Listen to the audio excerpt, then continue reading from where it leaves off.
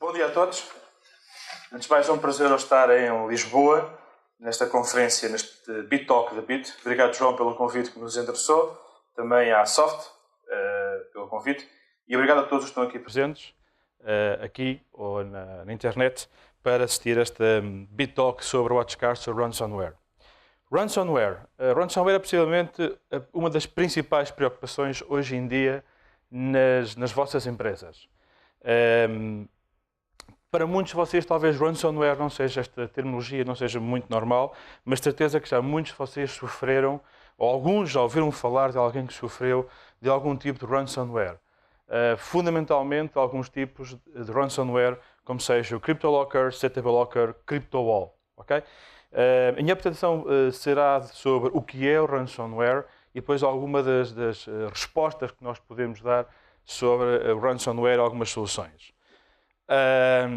Bem, não acho que depois de tudo o que já se falou neste BitTalk não tem muito sentido falar das preocupações de cybersecurity, mas é extremadamente interessante e fico muito orgulhoso do trabalho que foi feito pela WatchGuard ou por muitas outras empresas para alertar sobre esta problemática de cibersegurança. Hoje em dia, já todos nós, ou uma grande parte do público, está preparado ou está já alerta sobre alguma das problemáticas de segurança. E palavras como hackers, anonymous, threats, ransomware, anonymous, Forrester, social media, CryptoLocker, são palavras que hoje já fazem parte do dicionário dia a dia, não só dos CSOs, como vimos na alguma da apresentação da IDC.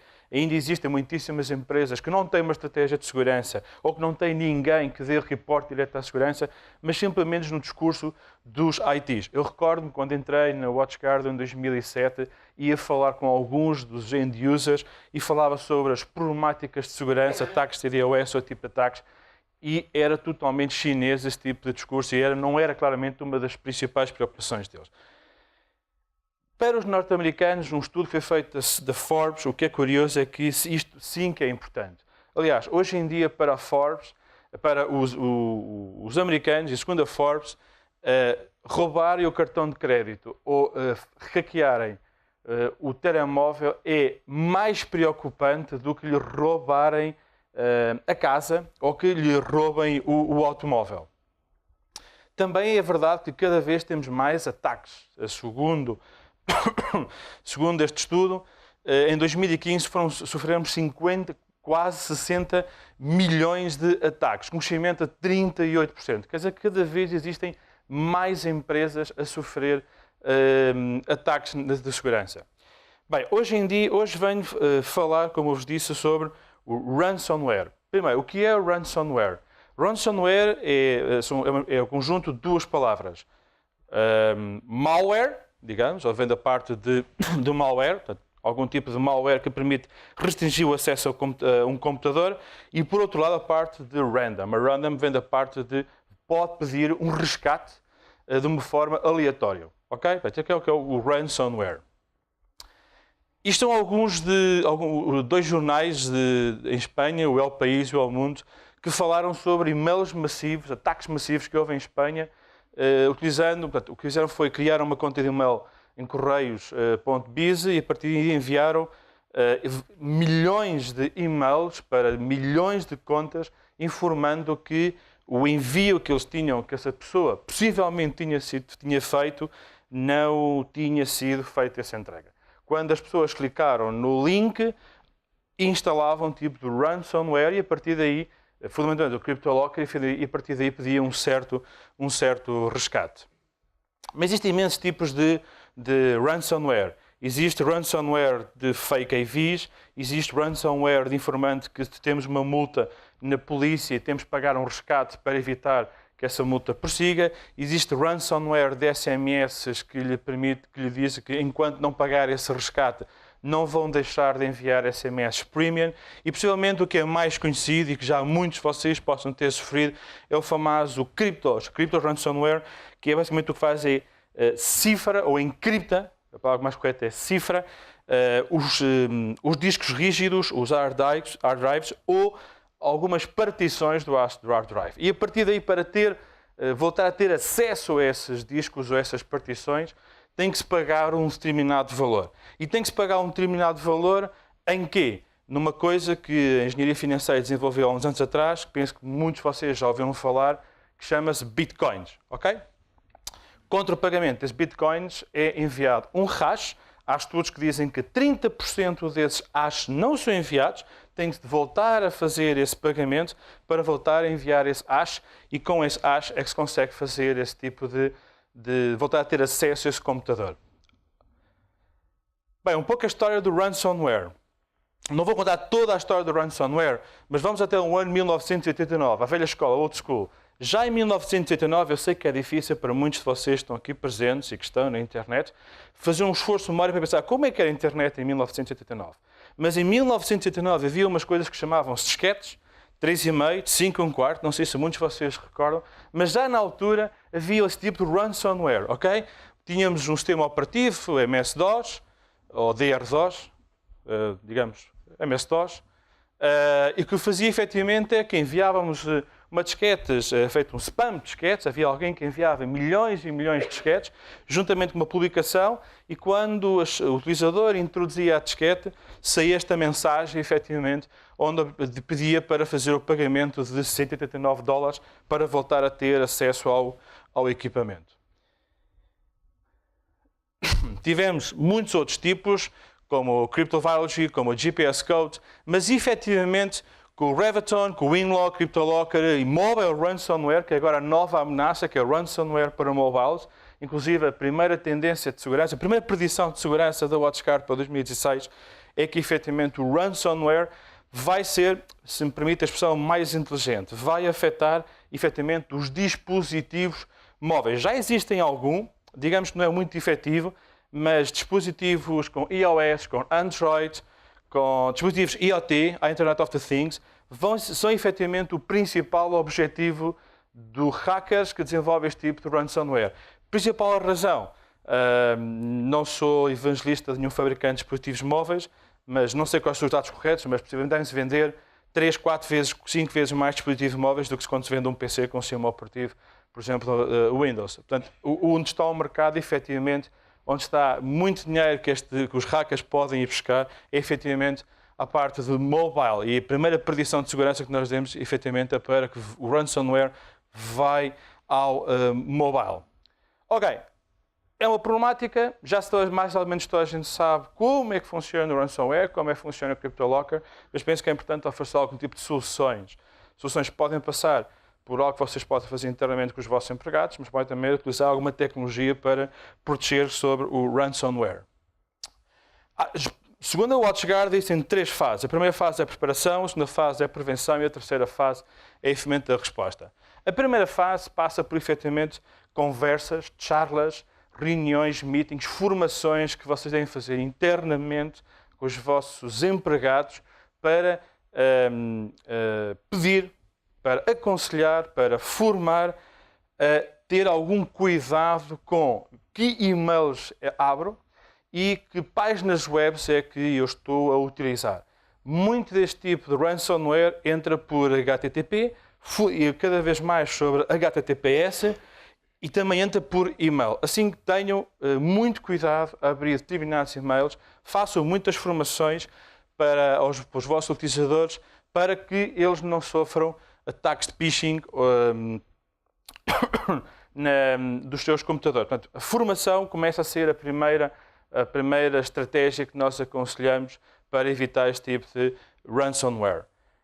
A segunda, e muitas vezes esquecemos delas, que é, por favor, façam o patching. Atualizem os sistemas operativos. Os sistemas operativos, a Microsoft, por exemplo, tem feito um trabalho extremadamente importante na segurança, no aumento da segurança dos sistemas operativos.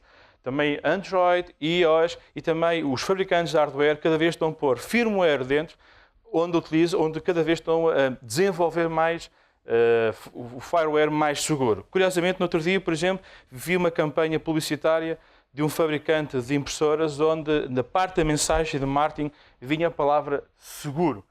Segurança. Isto há uns anos atrás era impensável, não era um drive. Agora, cada vez mais, mesmo os fabricantes de hardware já estão a criar o seu firmware muito mais seguro. Recordar, a primeira petição de segurança que eu vos disse, que é o mobile, é que cada vez vai haver mais dispositivos IoT que vão sofrer sequestros, vão sofrer extorsões, vão sofrer ransomware. Uma das estratégias que nós sugerimos também é fazer o patching. E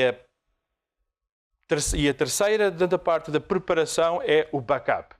Claramente recomendamos que todos vocês realizem backups dos vossos dados, seja nos PCs, no endpoint, seja nos dispositivos móveis, ou seja também nos servidores.